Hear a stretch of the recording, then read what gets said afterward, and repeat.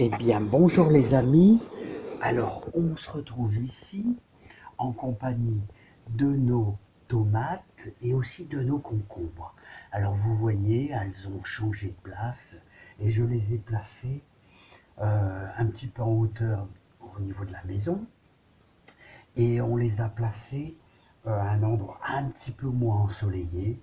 Elles sont plus devant les baies vitrées, puis elles sont déjà assez grosses. Voilà, hein. Elles poussent un petit peu trop en hauteur, forcément elles cherchent la lumière. Mais bon, ça n'est pas grave. Alors sachez que ici, on est début avril, et je vais attendre le 15, le 16 avril pour pouvoir les mettre dans la serre, hein. Voilà, parce que n'oubliez pas que il y a toujours du danger et je vous incite vraiment, mais alors vraiment, à faire très attention et à placer vos tomates dans les serres. Alors, après la première quinzaine d'avril, ou alors vous placerez vos tomates en extérieur, c'est aux alentours du 15 mai, hein. Alors, j'étais venu justement arroser. Alors, plein de monde me disent, mais quand est-ce que vous arrosez? Ben écoutez, c'est simple. Quand vous gratouillez votre terre, il faut que votre terre soit sèche, bien sèche. Là, vous pouvez arroser.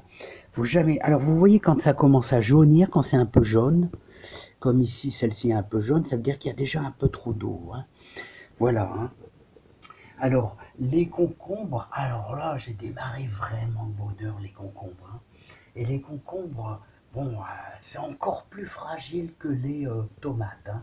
Donc, on veillera à les ralentir. C'est pour ça cette pièce ici est une pièce où j'ai coupé le chauffage volontairement et qui est une température voisine de, allez, peut-être 17 degrés.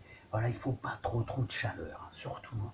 Autrement, ça risque d'accentuer les plantes. Et là, on cherche plutôt à les ralentir, hein. Voilà, parce que, attention, il y a encore plus d'une dizaine de jours d'attente pour les tomates et plus de 3 semaines pour les concombres. Donc, on a le temps, hein. On a le temps. Alors, regardez un petit peu. Voilà les concombres. Regardez comment ils sont beaux. Là, hein, bon, tout va bien. Là, c'est mes agapantes, les agapantes, là aussi. Alors, assez fragiles aussi, hein. Il faut y aller mollo, hein. Et regardez, les, les tomates, eh bien, elles sont très bien. Elles poussent fort en hauteur, hein. Elles poussent fort en hauteur, hein. Voilà, alors j'étais venu les nourrir un peu. Vous voyez, ça va faire pratiquement 5 jours qu'elles n'ont pas eu de nourriture. Alors, on va déverser notre, notre notre liquide que nous avons fait, c'est-à-dire, bon, je vais essayer de ne pas faire de bêtises, j'ai qu'une seule main. Alors, notre engrais tomate, très riche en potasse, ce sont tous nos plures qui ont été coupées de tomates, hein.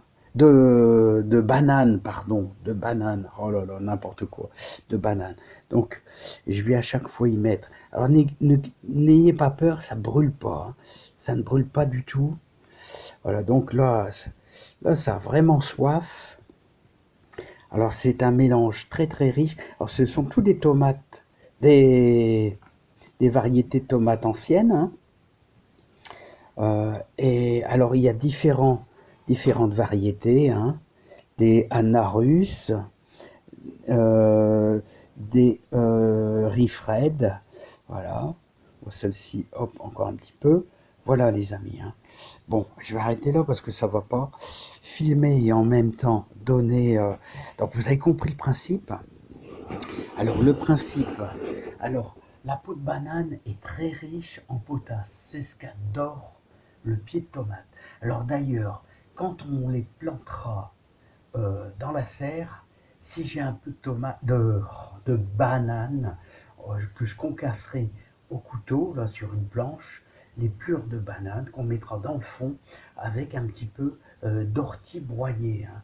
Si on peut les récupérer, hein, avec le confinement, là, hein, voilà, si on peut les récupérer. Donc on fera ça, hein, et il y en a même qui vont mettre jusqu'à des coquilles d'œufs pour apporter un peu de calcium, hein. Voilà les amis, hein. Moi je vais continuer à arroser. Alors vous voyez pourquoi les sacs, c'est parce que j'ai des chats qui montent et qui se font un plaisir d'aller dans la petite forêt là, hein, vous voyez.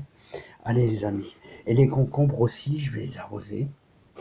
Alors vous vous rappelez, on avait fait aussi un peu de purin d'ortie. Ici on est en contre-jour, donc vous voyez moins bien, voilà, purin d'ortie. Alors ça, il faut vraiment le diluer de moitié, hein, parce que c'est costaud et ça donne beaucoup d'azote, hein. Donc faites très très attention. Bah, écoutez, voilà, je vous remercie. Donc n'hésitez pas à faire pour nourrir vos tomates, la plure de banane que vous concassez et au bout de 5 jours, vous pouvez arroser. Allez, à bientôt. Bye bye.